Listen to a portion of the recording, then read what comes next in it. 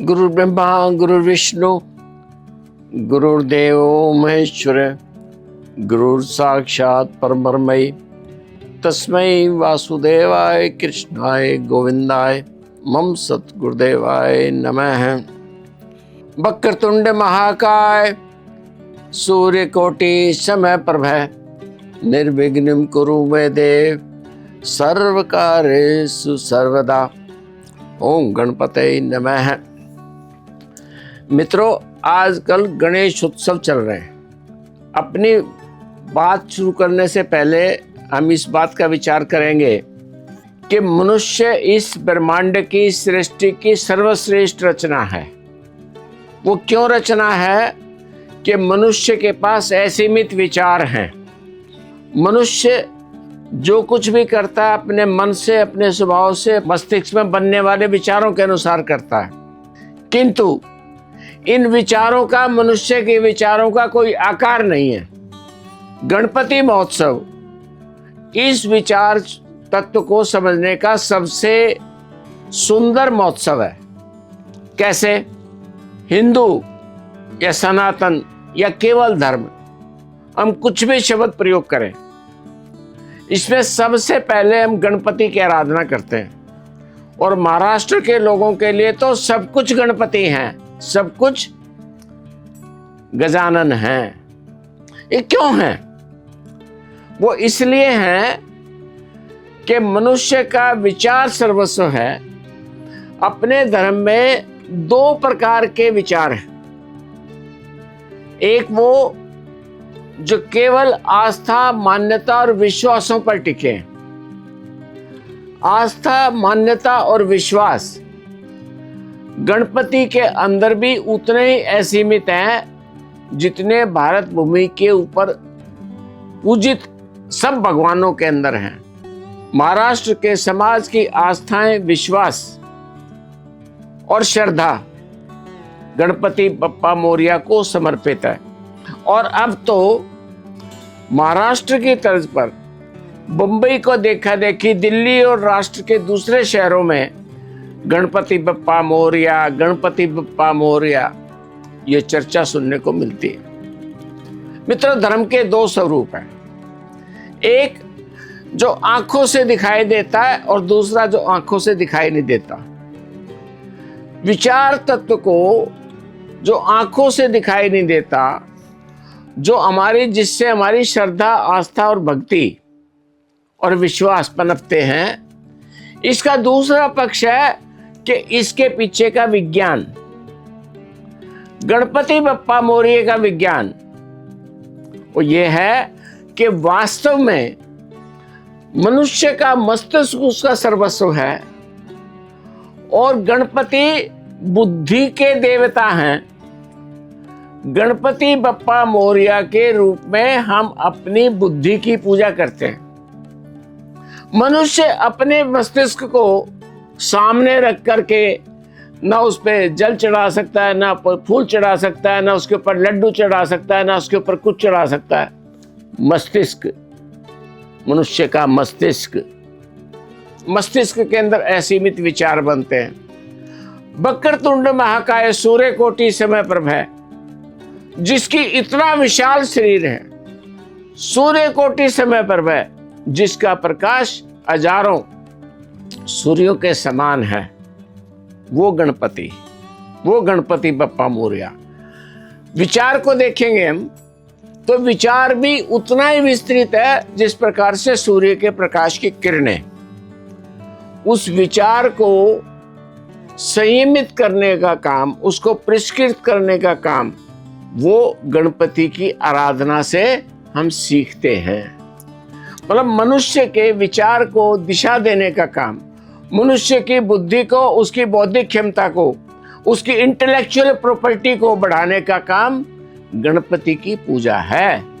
कई बार मैं मजाक में कहता हूं कि महाराष्ट्र और मुंबई गणपति की पूजा करती है, इसलिए देश की आर्थिक राजधानी है, क्योंकि उनके पास बुद्धि का विकास होता है। मित्रों, बुद्धि दोनों प्रकार से काम करती है। केवल बुद्धि आतंकवादी के भी काम आती है।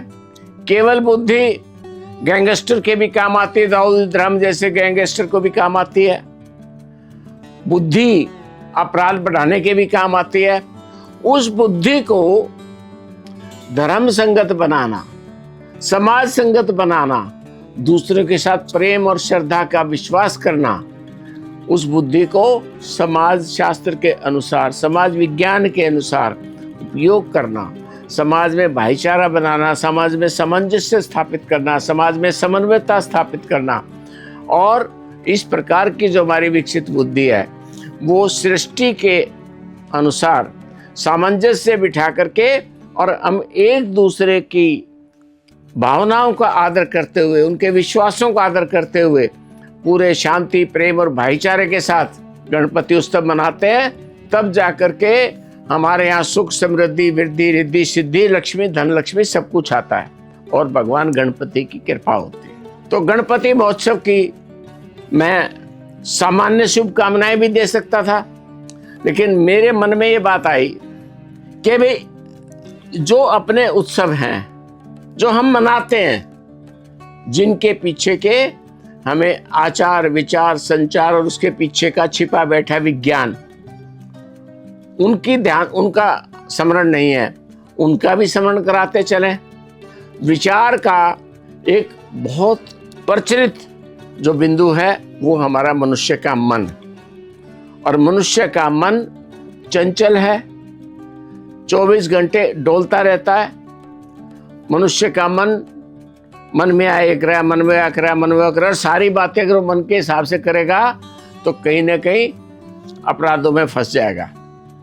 तो मनुष्य के मन की चंचलता को समाप्त करने के लिए चूहा मन का प्रतीक है।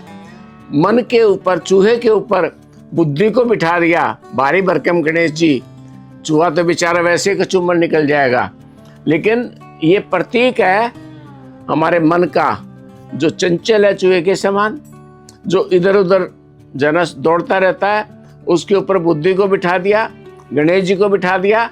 तो आपको भी इस उत्सव से अपने चंचल विचारों के ऊपर, अपने चंचल मन के ऊपर उसको नियंत्रित करके और अपना विवेकशील बने, आपका भविष्य सुख समृद्धि में हो, और भगवान गणेश जी आपका शुद्ध विचार, आपका मस्तिष्क, आपकी बौद्धिक क्षमता, आपकी इंटेलेक्चुअल प्रॉपर्टी बढ़े। ये गणेश उत्सव का संदेश है। गणपति भले ही हम 10, 12, 14 दिन में पूजा करके उनका विसर्जन कर देंगे, लेकिन गणपति का कभी विसर्जन होता नहीं है। आपके शरीर में से अगर मस्तिष्क निकल जाएगा तो आप क्या करेंगे भाई?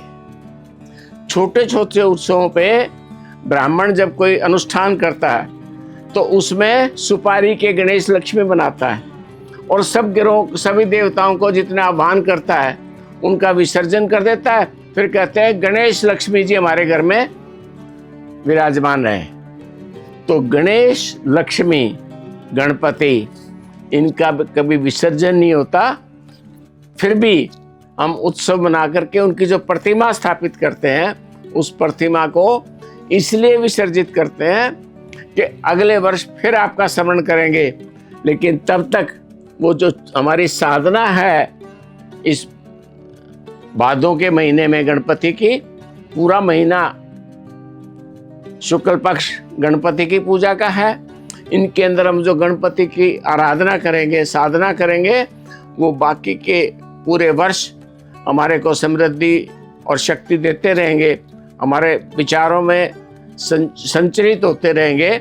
और फिर जब थोड़ी सी उनके अंदर धूल पड़ेगी, दबने शुरू होंगे, फिर हम गणपति की स्थापना करेंगे। इस प्रकार से पर्व जीवन के अंदर बार बार आता है और बार बार हम मनाते हैं। गणपति स्थायी रूप से मनुष्य के मस्तिष्क की पूजा है। इस विचार के साथ मैं अपनी बात पूरी करता हूँ। नमस्कार, बहुत बहुत धन्यवाद।